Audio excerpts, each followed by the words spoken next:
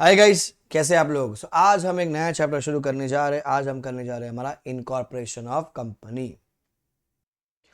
Incorporation of company बहुत ही easy chapter है, बहुत ही स्कोरिंग है। आज जो शुरू करते हैं इसको खत्म कर देंगे आज ही अपन। ठीक है, इनकॉर्पोरेशन ऑफ कंपनी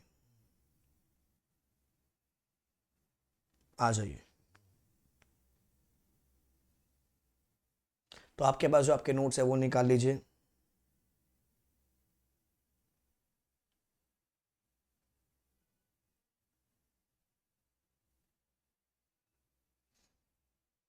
ठीक है, तो बहुत ही इजी चैप्टर। अपने नोट्स निकाल लीजिए। आपके पास ऑथर की बुक है वो निकाल लीजिए, मॉडल है वो निकाल लीजिए, अपने हैंड रिटन नोट्स है वो निकाल लीजिए, किसके पास चार्ट बुक है चार्ट बुक निकाल लीजिए। क्या कहता है, इनकॉर्पोरेशन ऑफ कंपनी। ठीक है, सेक्शन नंबर 3। बहुत सिंपल है। तो कंपनी होती है, company means company which is incorporated as per companies act 2013 और एनी प्रीवियस लॉ। ठीक है, फिर कंपनी क्या कैसे होती है सर, एक शेयर वाली होती है, गारंटी वाली होती है, एक अनलिमिटेड वाली होती है। सर शेयर वाले में भी पब्लिक होती है, प्राइवेट होती है। गारंटी वाले में विद कैपिटल विदाउट कैपिटल, उसमें पब्लिक प्राइवेट, उसमें पब्लिक प्राइवेट। अनलिमिटेड में विदाउट कैपिटल। तो बेसिकली जो हमारा डिस्टिंग्विश होता है वो दो ही प्रकार का होता है, पब्लिक एंड प्राइवेट कंपनी। ठीक है, देन प्राइवेट कंपनी में कितने लोग चाहिए होते हैं सर, 2 लोग चाहिए होते हैं, तो जिसको हम कहते हैं मिनिमम सब्सक्राइबर्स। पब्लिक कंपनी में कितने चाहिए होते हैं सर, मिनिमम 7 चाहिए होते हैं। अच्छा सर, ओपीसी में कितना चाहिए होता है सर, एक ही चाहिए होता है। प्राइवेट में 2, पब्लिक में 7, ओपीसी में 1, 1 2 7 कहते हैं, 1 2 7 देन हर कंपनी जो टिकी होती है वो 2 डॉक्यूमेंट में टिकी होती है, जिसको हम कहते हैं प्यार से महुआ एंड अहुआ। क्या कहेंगे भैया उसको अपन, MoA and AoA. Then, once registered company becomes a separate legal entity distinct from its members, it can sue and be sued, enter into contracts and own property in its own name. ठीक है, मतलब खुद के नाम पे होगी सारी property. Liability, the liability is limited to the extent of shares, अगर guarantee company to the extent of guarantee given. Then हर कंपनी को किसके पास जाना पड़ेगा सर, आरओसी के पास जाना पड़ेगा। एंड आरओसी से वो क्या लेकर आएंगे बच्चा, वो लेकर आएंगे कोई सर्टिफिकेट ऑफ इनकॉर्पोरेशन। क्या लेकर आएंगे वो, सर्टिफिकेट ऑफ इनकॉर्पोरेशन। कोई मिल गया, कंपनी पैदा हो गई। क्या बोलोगे आप, कोई मिल गया, कंपनी पैदा हो गई। तो पहला पेज जो है एकदम खाली टाइम पास था, बेसिक्स है जो अपन फाउंडेशन में ही पढ़ते थे। वेरी रेयर ये सारी चीजें अपने को अभी काम आए। देन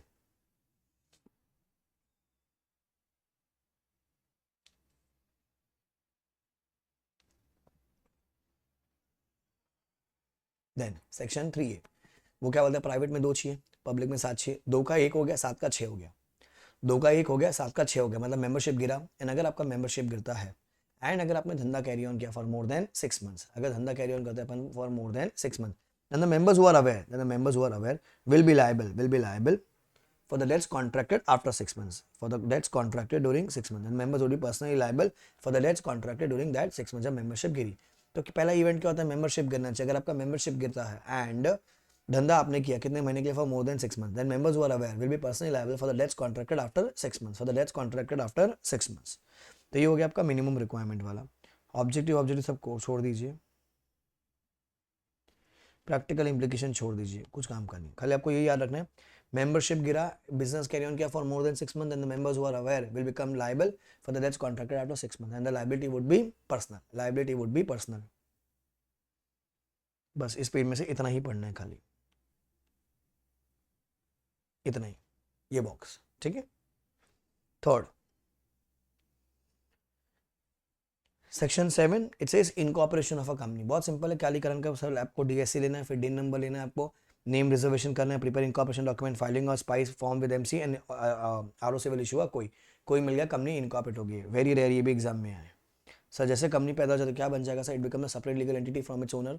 उसका खुद का परपेचुअल सक्सेशन है, मेंबर में come and go, company goes for ever, and company can enter into contracts, own property and sue in its own name and can be sued. हम सू भी कर सकते हैं और हम पे भी कोई सू कर सकता है।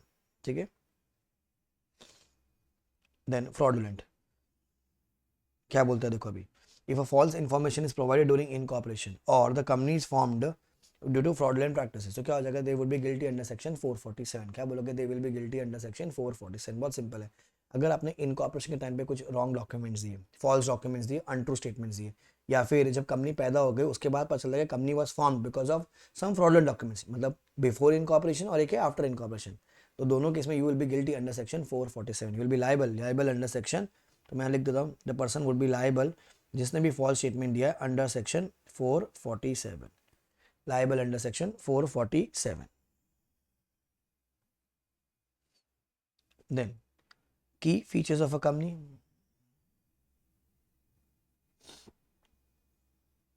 Okay, key feature section 8 company, क्या है section 8 company?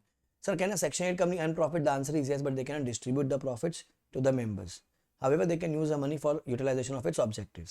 Number 2, limited liabilities, members will have a limited liability जो बाकी कंपनी की तरफ होती है. No minimum capital, there is no requirement of minimum capital. Sir section 8 के पास बहुत सारे प्रिविलेजेस है, जैसे इनकम टैक्स के बेनिफिट्स मिलते हैं, उनको नाम के पीछे प्राइवेट पब्लिक लिखने की जरूरत नहीं है, मतलब प्राइवेट लिमिटेड या लिमिटेड लिखने की जरूरत नहीं है. और उनको कुछ भी करना पड़ेगा तो उनका माई बाप कौन हो जाएगा? सी जी. माई बाप कौन हो जाएगा? बच्चा C G.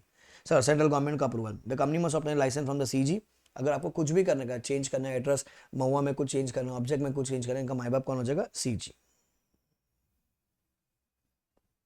Then apply for the name approval using spice a plus. Spice plus एक फॉर्म है थ्रू द एमसीए का पोर्टल, आप उसके थ्रू अप्लाई करोगे. Then the name should include the word like foundation, association, society, council, academy, charities, institute, organisation, federation.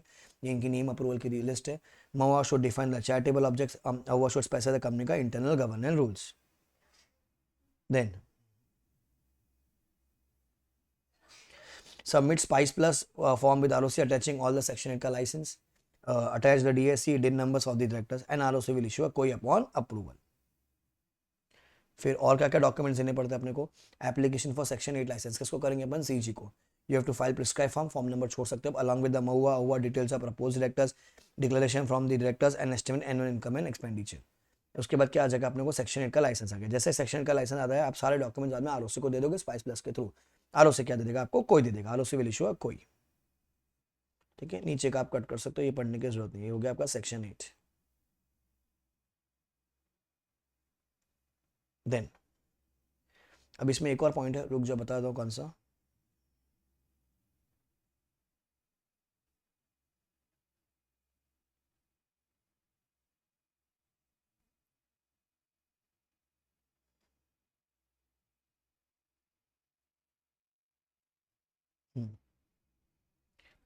अगर section 8 company कुछ भी कॉन्ट्रीवेन करती है, इनको लाइसेंस देने वाला माई बाप कौन था? Sir CG.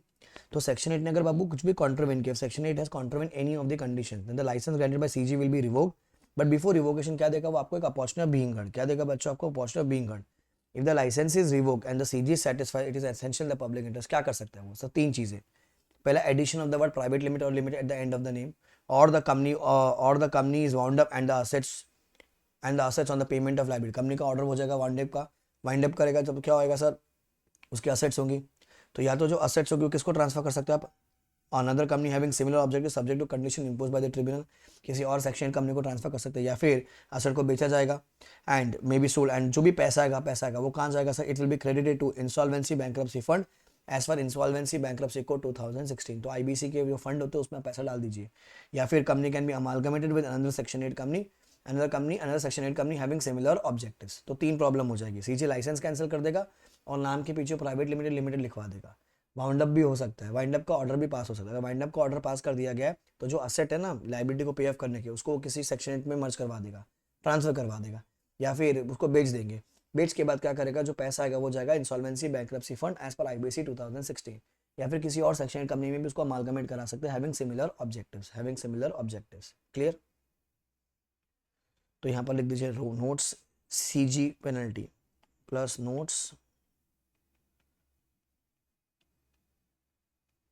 CG penalty.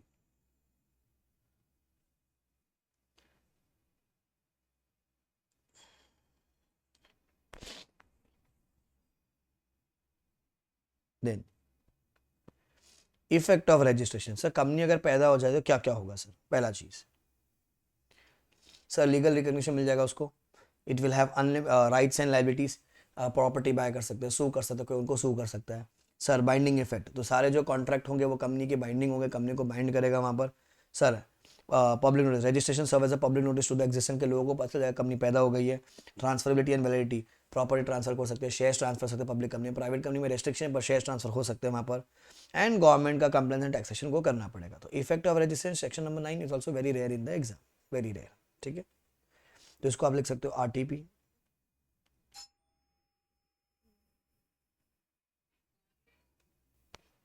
Next महुआ.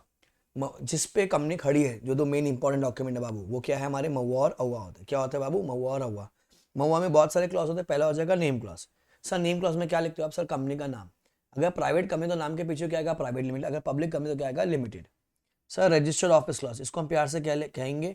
डोमिसाइल क्लॉज ऑल्सो, या इसको हम कहते हैं सिचुएशनल क्लॉज ऑल्सो। सर इसमें क्या मिलता है? It will state the name of the state in which the registered office of the company situated. ये एड्रेस नहीं बताएगा बच्चों, ये आपको एड्रेस नहीं बताएगा, क्या बताएगा sir? Name of the state जहां पर कंपनी का रजिस्टर्ड ऑफिस सिचुएटेड है। Third, object clause, it will define the objects of the company, जिसके लिए कंपनी पैदा हुई है।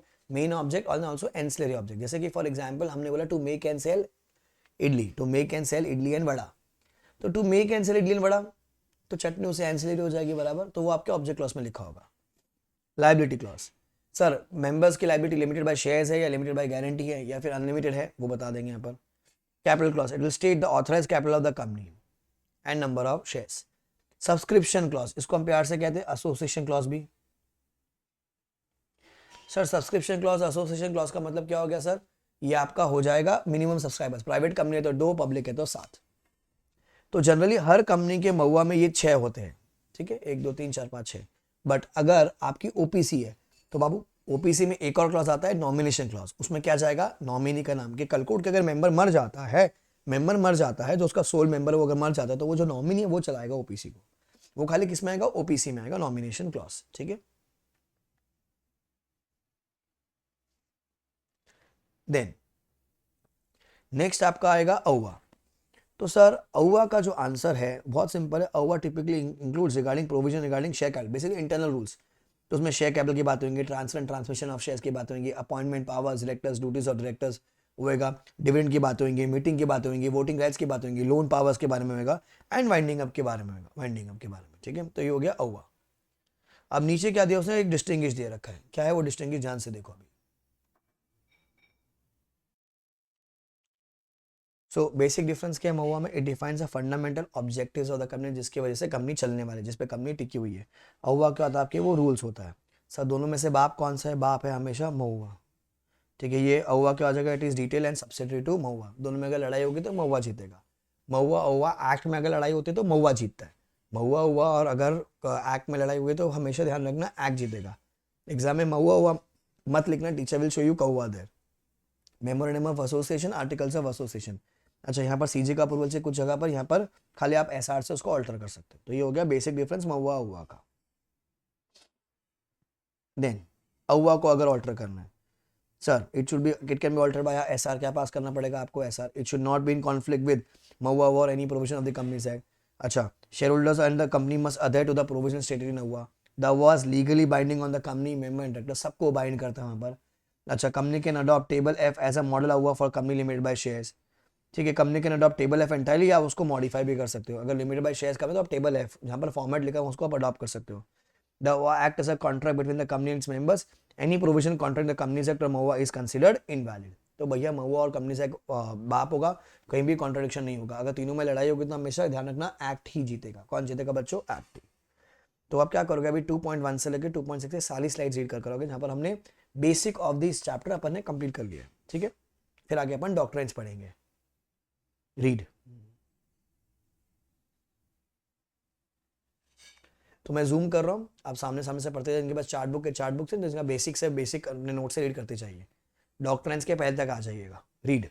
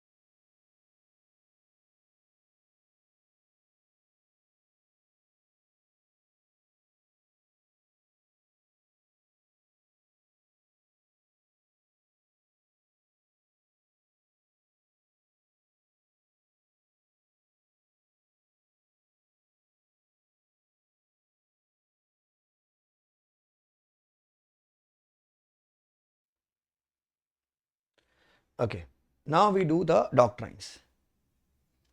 So first one is doctrine of constructive notice.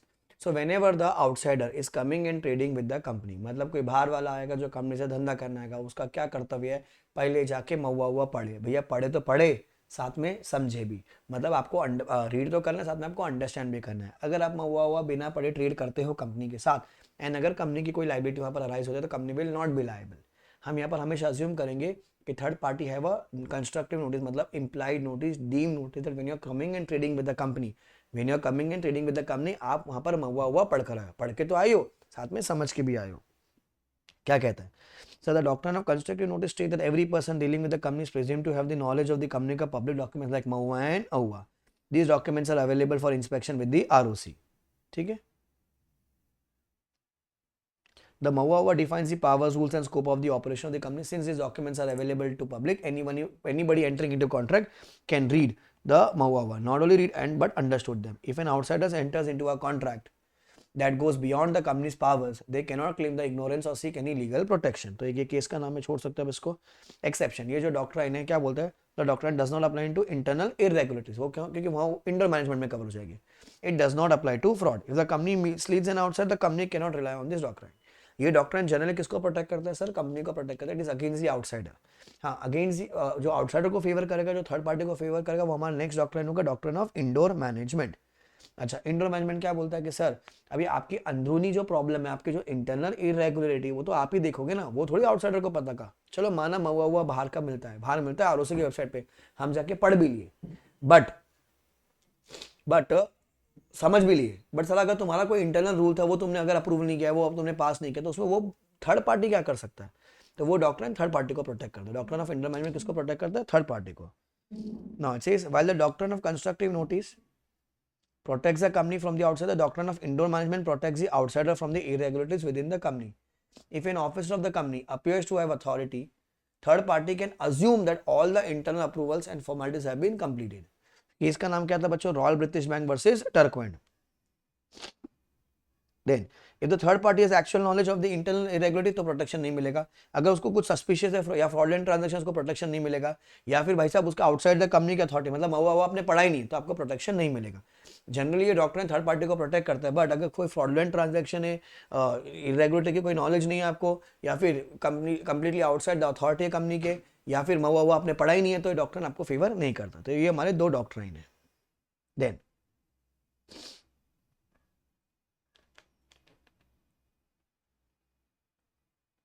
Section number 6 आप लिख सकते हो RTP. RTP means read if time permits. Then effects of MOA and AOA. Sir company को मेंबर से बाइंड करता है, मेंबर को कंपनी से. कंपनी को मेंबर से बाइंड करता है, मेंबर को कंपनी से बाइंड करता है. अच्छा, मेंबर बाइंड होते हैं? नहीं सर, डायरेक्टली नहीं होते, इनडायरेक्टली हो जाते हैं. क्या एक महुआ हुआ कंपनी को आउटसाइडर से बाइंड करता है? Answer is no. Outsider can not rely just on MoA हुआ. हाँ, अगर इंडिपेंडेंट कॉन्ट्रैक्ट है तो आप रिलाई कर सकते हो. देखो अभी the MOA and AUA of a company act as a contract between company and its members. Members must follow the provision of these documents. Company is also bound to follow. मतलब company member को bind करता है, member company को bind करता है. Basis महुआ हुआ, महुआ हुआ दो लोग को ही बाइंड करता है, कंपनी को मेंबर से, मेंबर को कंपनी से. सर क्या मेंबर का रिश्ता होगा? नहीं. The articles create a contractual relationship among members. Members must adhere to the rules and regulation regarding the rights and duties. However this does not cover personal rights that are outside the company का framework. Directly आप नहीं कर सकते, indirectly आप सू करना कर सकते हो, कोई दिक्कत नहीं. सर क्या महुआ हुआ आउटसाइडर को बाइंड करता है? Answer is no. महुआ हुआ do not create contractual right between the company and third parties. Outsiders can not enforce any provision of articles against the company. क्योंकि आर्टिकल्स की जो बातें खाली किसको बाइंड करती है? कंपनी को मेंबर से, मेंबर को कंपनी से, कंपनी को मेंबर से, मेंबर को कंपनी से. ठीक है. If any clause in the MOA or AUA contradicts the Companies Act or other law, it will be deemed to be invalid and unenforceable. तो वो क्या आएगा? वो unenforceable होगा. तो ये हो गया आपका बाइंडिंग फोर्स महुआ हुआ का. देन सेक्शन नंबर 13 क्या कहता है बच्चों? ये कहेगा आपको ऑल्ट्रेशन ऑफ महुआ का नेम क्लॉज. पहला आएगा आपका बच्चा नेम क्लॉज. क्या कहता है sir? A company can change it's name clause by passing क्या? एसआर प्लस सीजे का अप्रूवल. सारा डॉक्यूमेंट्स किसको देने का? अपने को आरओसी के देने का. However no approval is required. जब खाली क्या कर रहे हैं अपन? कन्वर्ट कर रहे हैं, पब्लिक से प्राइवेट हो रहे हैं, प्राइवेट से पब्लिक हो, तो अप्रूवल नहीं चाहिए होता.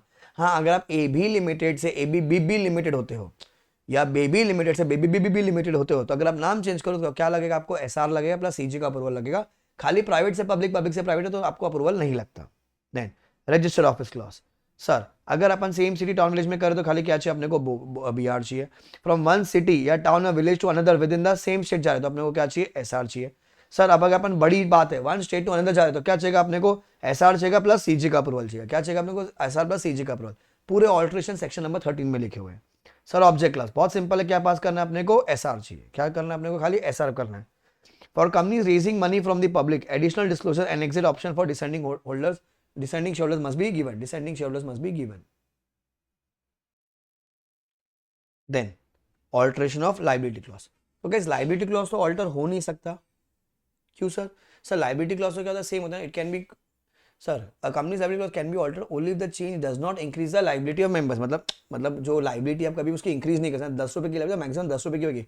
हाँ जो कम होती है बढ़ा सकते हो, but it can't increase more than 10 rupees.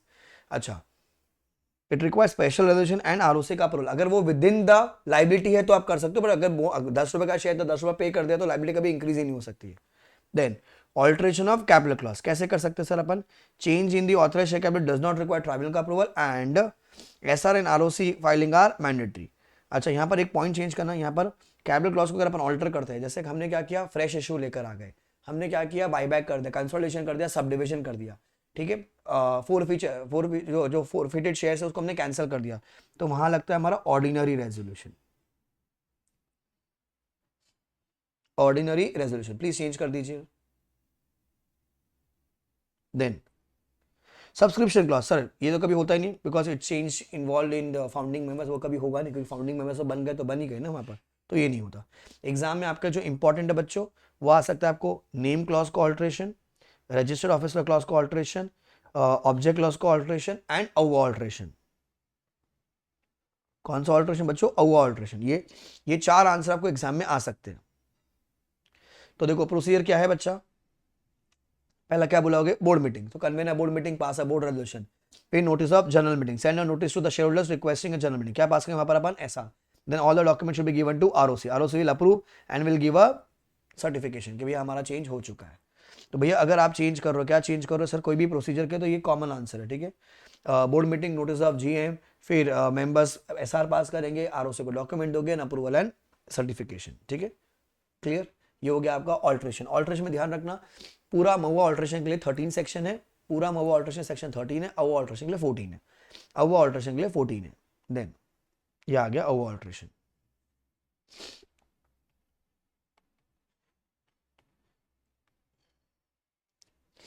क्या कहता है अवा ऑल्ट्रेशन, पहला क्या पास करना पड़ेगा आपको, एसआर, क्या पास करना पड़ेगा आपको, SR. Then you file the documents with the ROC, the validity of the articles it should be as per the companies act, within the scope होना चाहिए, उसके बियॉन्ड नहीं होना चाहिए। Restrictions, there are restrictions on what can be altered, this alteration में must not contravene any laws और provisions of the companies act.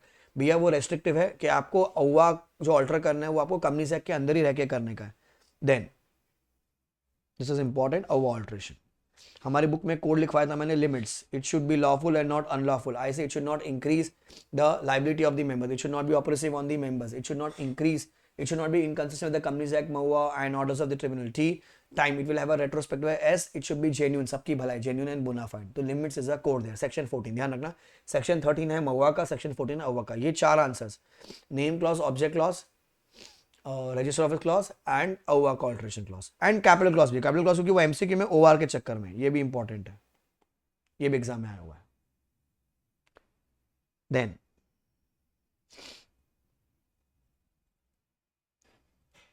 Alteration of the MOA और AOA to be noted in every copy.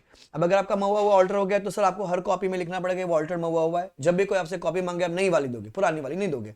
अगर आपने पुरानी वाली दे दी तो क्या लग जाएगा आपको, पेनल्टी। कितनी पेनल्टी बच्चा, 1000 रुपीज पर डिफॉल्ट। कितना है, 1000 रुपीज पर डिफॉल्ट। सर अगर आपने वो क्या करने का है, जो कंपनी ने महुआ हुआ अगर चेंज कर दिया तो आपको नया महुआ हुआ देना पड़ेगा। अगर आपने पुराना ही दे दिया तो 1000 रुपीज पर कॉपी लगेगी। सेक्शन नंबर क्या है, 15, ऑल्ट्रेशन ऑफ महुआ हुआ। देन रजिस्टर्ड ऑफिस क्लॉज का ऑल्ट्रेशन। अब देखो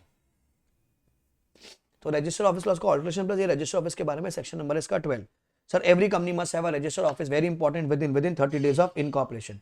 तो यहां से एक एमसीक्यू निकलता है कि जब कंपनी पैदा हो रही है उस दिन रजिस्टर ऑफिस मैंडेटरी नहीं सर, आप उसको with in 30 days of incorporation में कर सकते हो. Every company must have a resistor office with in 30 days of incorporation and the register office shall be capable of receiving end acknowledging all the communication and notice. तो ये आपके definition के sir register office क्या होता है. तो register office must be capable of receiving end acknowledging all communication information and notice and every company should have it within 30 days of incorporation. Then verification कराना पड़ेगा आपको आरओसी के पास. तो आरओसी आएगा, जाके चेक करेगा एंड वो अपने को डॉक्यूमेंट्स फाइल करना पड़ता है आरओसी के पास कि भी हमारा वेरिफिकेशन हो चुका है. The company must display its name and the registered office outside every business location. The same details must be printed on all business letters, bills and official documents. Then change of registered office. So if the change is within the same city, town, village, only ROC को intimation चाहिए अपने को. अच्छा, अगर आप jurisdiction change करो ROC का तो क्या चाहिए अपने को, रीजनल डायरेक्टर का भी अप्रूवल चाहिए. याद है रीजनल डायरेक्टर का approval. Then penalty for non compliance है तो ये पेनल्टी दी है, आप स्किप कर सकते हो पेनल्टी को. तो रजिस्टर्ड ऑफिस ध्यान रखना अपने को इनकॉर्पोरेशन के अंदर नहीं चाहिए, with in 30 days of incorporation चाहिएगा. एंड वो डेफिनेशन बहुत इंपॉर्टेंट है. अगर मैं आरओसी को चेंज कर रहा हूँ, अगर मैं रजिस्टर्ड ऑफिस चेंज करता हूँ with in the same city, कोई दिक्कत नहीं है, खाली बीआर पास करना पड़ता है अपने को. बट अगर अपन जा रहे हैं एक सिटी में चेंज हो रहे हैं पर आरओसी भी चेंज हो रहा है तो अपने को रीजनल डायरेक्टर का अप्रूवल लगेगा. किसका अप्रूवल लगेगा बच्चा, रीजनल डायरेक्टर का. Then commencement of business. क्या बच्चों, commencement of business. Now commencement of business देखो, अब इसमें कंडीशन क्या है कि अगर आपको धंधा शुरू करना है, मतलब आपने कंपनी बना ली, तो अब नेक्स्ट चीज अगर धंधा करोगे ना, लॉ बोलते नहीं रुक जा, तेरे को धंधा शुरू करने का है, तेरे को लोन लेने का है. दो बात है कि देखो धंधा शुरू करने का है, तेरे को लोन लेने का है, तो तेरे को कंडीशन पूरी करनी पड़ेगी. क्या है, it says declaration for commencement of business और बोरोइंग पावर. ठीक है, देखो लिखा है पर a company can not commence business और exercise borrowing power. Borrowing power मतलब loan, unless a declaration is filed by a director. वो डिक्लेरेशन देखा कि भैया that every subscriber to the MOUA has paid the value of the shares as agreed. This declaration must be filed in the prescribed form with the ROC. कितने दिन के अंदर sir, within 180 days from the date of incorporation of the company. तो भैया अगर आपको धंधा करना है या अगर आपको लोन लेना है तो सर आपको क्या करना पड़ेगा, एक डिक्लेरेशन देना पड़ेगा कि भैया डायरेक्टर्स एक डिक्लेरेशन देंगे कि भैया जो कॉल के जो पैसे थे ना हमारे, जो सब्सक्राइबर से 2 लोग और 7 लोग, उन्होंने हमको पूरा पैसा दे दिया है within 180 days from the date of incorporation of the company. Then number 2 declaration, the company must ensure that the registered office का वेरिफिकेशन हो गया as per section 12(2) and verification of the registered office is done in as per section 12(2). Sir अगर declaration file नहीं की गई है with in 180 days ROC क्या कर सकता है, आपका नाम रिमूव कर सकता है from the register. And the company can not commence the business or borrow loan मतलब borrow money until the declaration is filed. और कितना पेनल्टी लगेगा sir, 50,000 on the company and 1,000 per day on office in the default में भी impose. तो ये penalty लग जाएगी आपको. तो ध्यान रखना दो चीजें, एक तो within 180 days from the date of incorporation directors क्या करेंगे, डिक्लेरेशन देंगे कि हमको पैसा आ गया है सब्सक्राइबर की तरफ से एंड हमारा वेरिफिकेशन हो चुका है रजिस्टर ऑफिस का as per section 12(2). As per section 12(2) तो भी जाके हम लोग दो चीजें धंधा कर सकते हैं या लोन ले सकते हैं. एग्जाम में लोन के पॉइंट ऑफ व्यू से क्वेश्चन है कि AB limited was incorporated so and so date and they took a loan on so and so date. Allowed not allowed, not allowed, उनको डिक्लेरेशन एंड वेरिफिकेशन करवाना पड़ेगा तो ही जाके आगे कर सकते हैं. पर्पज ऑफ सेक्शन 10 है, ये आप इसको कट कर सकते हो, कुछ काम का नहीं है. ठीक है. देन कन्वर्जन लिख दीजिए इसको आरटीपी.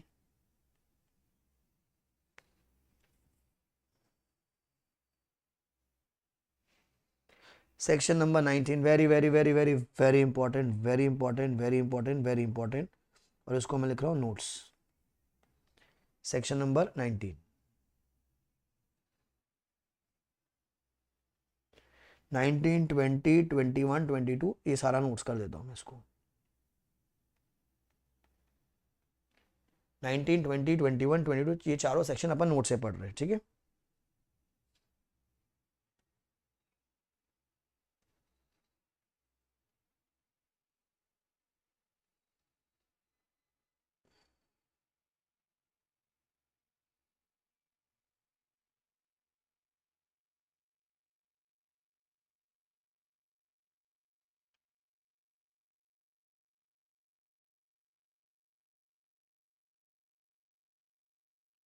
एक मिनट, ये कहाँ लिखे हैं हम लोग.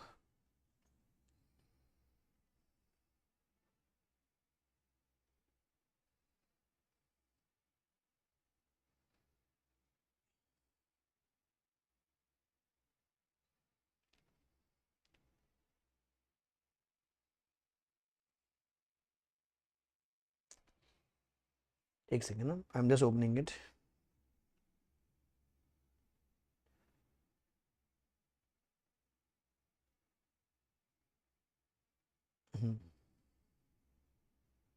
ये रहा, देखो पहले भी लिखा था, वेरी वेरी इंपॉर्टेंट एग्जाम का क्वेश्चन है। यहाँ पर देखो अभी क्या कहता है sir, can a subsidiary company, क्या बोल रहा है बाबू, can a subsidiary company become the member of its holding company, section number 19। बहुत सिंपल है, company can become a member of another company provide is authorise by the object clause of MOA. आप दूसरे company के member बन कर सकते हो, provide is authorise by the object clause of MOA, it is authorized by the object clause of MoHUA. Number 2, a company cannot buy its own share, that is it cannot become a member of its own। आप खुद के तो member नहीं बन सकते, logical है। A subsidiary can't become a member of the holding company, बहुत simple है, subsidiary company cannot become the member of the holding company, a subsidiary company cannot become the member of its holding company। any allotment of shares by the holding company क्या हो जाएगा, वो void हो जाएगा। तो generally एक subsidy company holding company के member नहीं बन सकती, बस उसके 4 एक्सेप्शन है। पहला एक्सेप्शन क्या बोलता है sir, if a subsidy company became a member of the holding company before it became subsidiary, subsidiary बनने से पहले अगर है, ठीक है, सब्सिडरी बनने से अगर पहले है तो वो हो सकता है if a subsidiary company become member of holding company before it became subsidiary. Number 2, where subsidiary company hold such shares as a trustee रखे हो तो कोई दिक्कत नहीं है सर। अगर क्या है, where subsidiary company hold shares as a legal representative of deceased member of the holding company, deceased holding company का कोई मेंबर था शाहरुख खान, शाहरुख खान जी मर गए, तो शाहरुख खान ने क्या किया, सारे शेयर्स क्या किए, एक कंपनी के नाम कर दिए। वो कंपनी क्या है, होल्डिंग कंपनी की सब्सिडरी निकली, तो सब्सिडी ने तो बाय नहीं किया ना, वो तो लीगल रिप्रेजेंटेटिव के थ्रू बनी है, कोई दिक्कत नहीं, होल्ड कर सकते हो।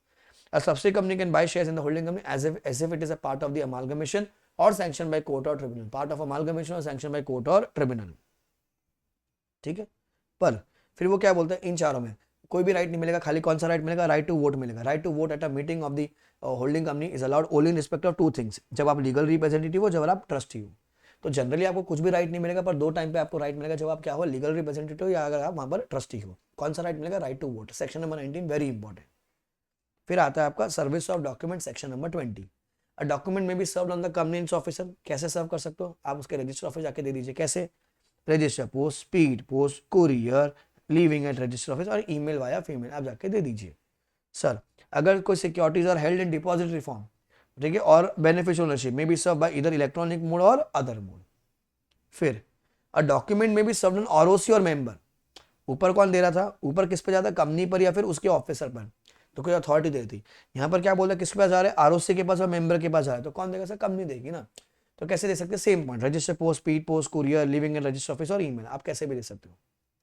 हाँ, अगर किसी बंदे ने बोला कि मेरे को है ना कुरियर से चाहिए, ब्लू डार्ट से चाहिए, तो उसके पैसे भी वही देगा, तो कंपनी को उसी से बेचना है।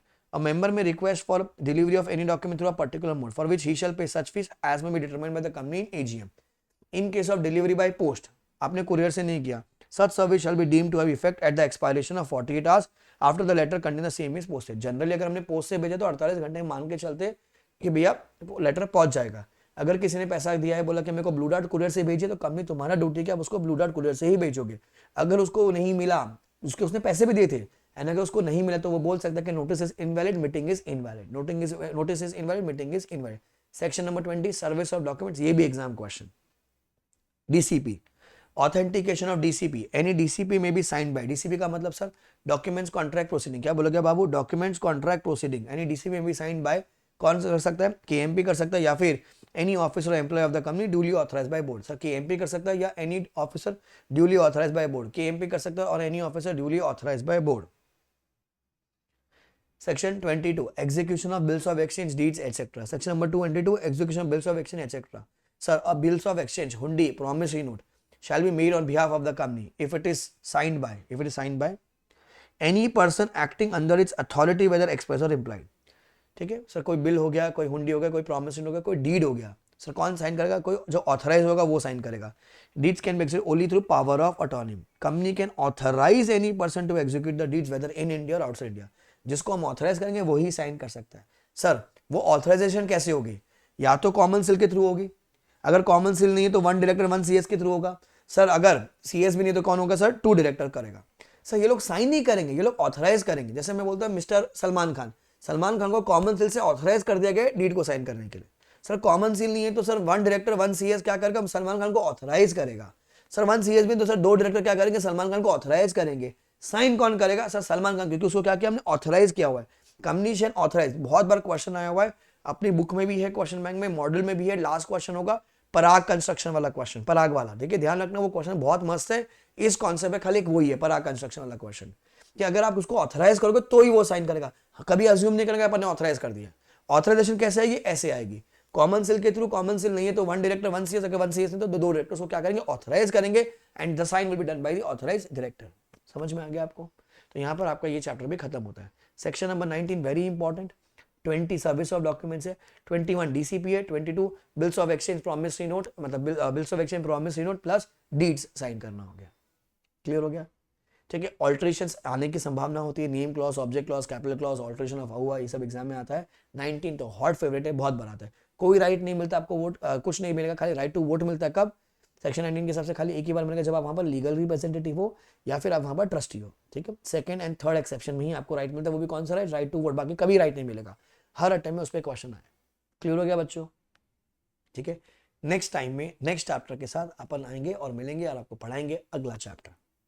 आई होप आप क्लियर हो जाइए टाइम में जब भी आप मुझे वीडियो देख रहे हो। एम फॉर रैंक और 70+ विच एवर इज अर्लियर। ठीक है, तो इस चैप्टर को फटाफट अभी आप रिवाइज कर लीजिएगा आधे पौने घंटे में, हाथ कर इसके क्वेश्चन सॉल्व कर लीजिएगा क्वेश्चन बैंक से। क्वेश्चन बैंक आपको मिल जाएगा अपनी वेबसाइट में, फ्री रिसोर्स में जाकर डाउनलोड कर सकते हो, एंड स्टार्ट रिवाइजिंग। तो एक और चैप्टर हो गया। Bye guys, take care, enjoy, bye.